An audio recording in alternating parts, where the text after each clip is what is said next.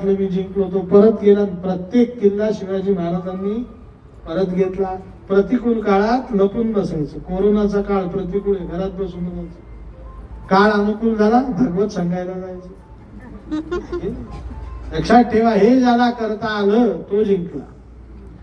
सगळेच काळ आपल्यासाठी सारखे असतात.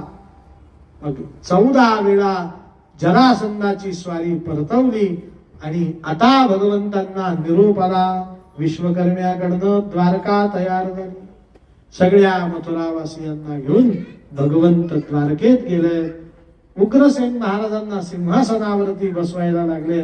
उग्रसेन महाराजांनी सांगितलं, कृष्णा आता तुम्ही राज्य सांभाळा, कृष्णाचा राज्याभिषेक करू. कृष्णाने सांगितलं, नाही, माझ्यापेक्षा बलराम मोठा आहे. राज्याभिषेक कोणाचा करा? बलरामाचा राज्याभिषेक करण्याचं ठरवलं. गर्ग मुनींना बोलवलं. गर्ग मुनींनी शास्त्रीय अडचण काढली.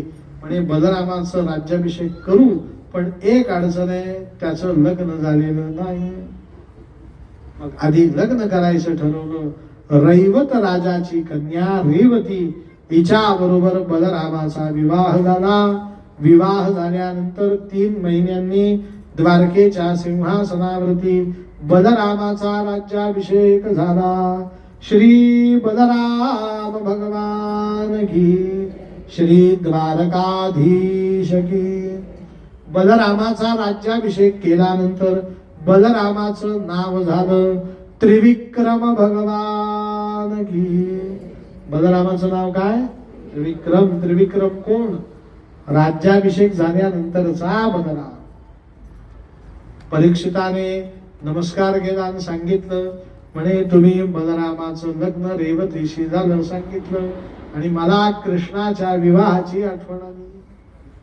महाराज, या कृष्णाने विवाह खूप केले असं मी ऐकलं, खरंय का? शुकमुनी सांगतात, खरं का खोटं तुला कथाच सांग.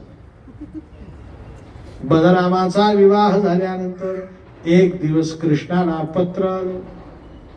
कोणाचं? कुंडिनपूरची राजकुमारी रुक्मिणी. कुंडिनपूर म्हणजे महाराष्ट्रातली अमरावती शहर, वराडातली आहे रुक्मिणी. तिने पत्र पाठवलं. काय लिहिलं पत्रात? ती रुक्मिणी लिहिती आहे, प्रेमपत्र आहे. श्रुत्वा भुवन गुण सुंदर श्रीन्वतान्ते निर्विश्य कर्ण विवरैर हरतोंगतापम रूपम दृशां दृशिमतां अखिलार्थलाभं त्वय्यच्युता विशति चित्रम पत्रपम मे.